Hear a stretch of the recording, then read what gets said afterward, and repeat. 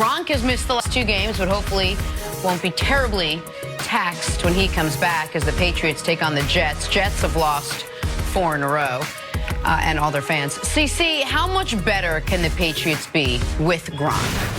Hey, depending on which Gronk we're going to get. How healthy is he? Like, did they leave him out an extra week? Did the bye week get him back to 80, 90%? Like, because earlier in the year, Mike Lombardi, who used to work with the Patriots, he ran the Browns, he went back and was a consultant with Belichick, very close to the Patriots. And after like 3 games, he was like, man, I think Gronkowski's lost a little wiggle. He's lost a little explosiveness, like his route running. He doesn't look as the Gronk that I had seen before. He looked more like a lumbering, just trying to be physical, because Gronk, there's a few things he can do. He has great releases off the line of scrimmage. He's too big, too quick, too strong. And Gronk has more speed than people anticipate. Look at a lot of the highlights where he's running away from people, stiff-arming them.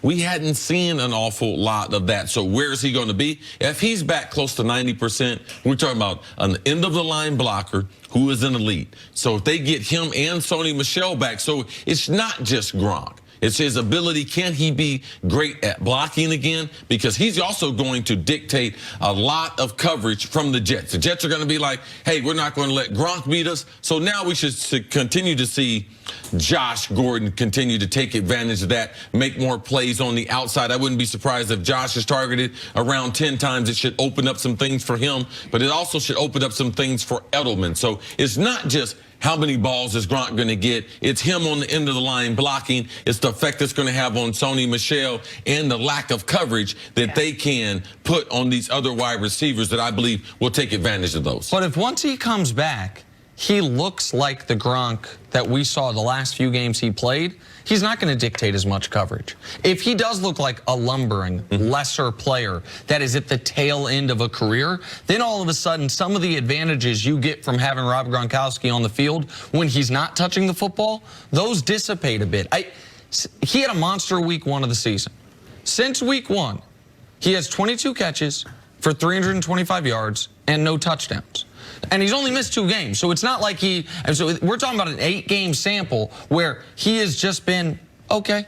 Like, he's been fine. And so you saw teams all of a sudden not dictating coverage as much to double-team Gronk once they saw he wasn't as dynamic. And I'll add another thing. Like, the Patriots, 2 of their bad road losses came with Gronk. Only 1 of them came without him, the most recent one against Tennessee. But the loss to a bad Jags team, the loss to a bad Lions team, Rob Gronkowski was out there. Well, is there something to be said for, and this is something you bring up, it could be wrong, apples and oranges.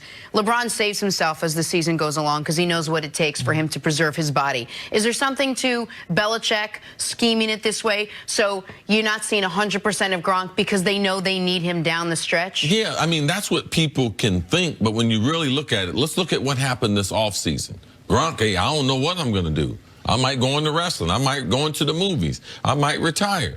Then they came to some type of agreement where they gave him a lot of incentives in his contract. That he's not going to hit any of. So there's no way that this is the plan because they wouldn't have that incentive plan. This is what they had to deal with him. Got off to a great start, then all of a sudden got nicked. Now, when he was playing those games and not getting numbers, it wasn't because they weren't trying to throw to him. It's because he was not effective. We saw a couple weeks ago when they needed a play to be made, they moved him outside, and he was able to make that play. But there's only been a few of those. So you can say that Gronk has been injured and is starting to, right now, the featured players on this offense are Sony Michel and Josh Gordon, all right? They are the 2 most explosive and probably been the 2 most consistent offensive players. So to think that here we are halfway through, more than halfway through the season, and those 2 offensive players will be the most consistent,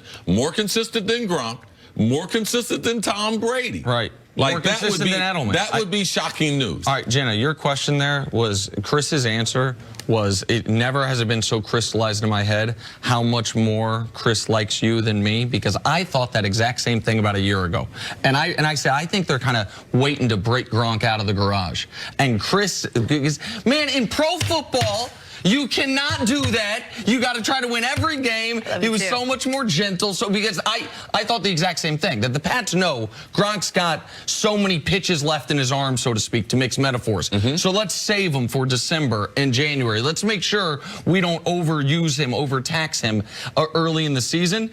Coach and Mangini have both said you can't do that in the NFL, even though visually I thought I was seeing something similar. One thing about this specific game, the Jets game, because that is the game that he's coming back for, if the Jets are going to have any shot at giving the Patriots another road loss on the year, where the Pats have been bad, obviously, this season, the Jets are going to have to clean up the three things they do on offense worse than anybody, which are the three worst things on offense to be bad at. They're the 31st ranked red zone team, the 32nd ranked third down team, and the 30th ranked turnover team. So what do you need to be a good offense? Score in the red zone, convert third downs, don't turn the ball over. They have been the worst in the league or among them at all three categories. They're going to have an outlier game to even make this close against the Pats.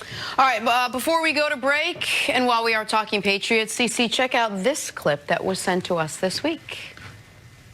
Happy birthday, Chris. One of my favorites. Great personality, great human being. Celebrate many more happy times together, and just like you made our last trip to the Holy Land special with your presence. Be well.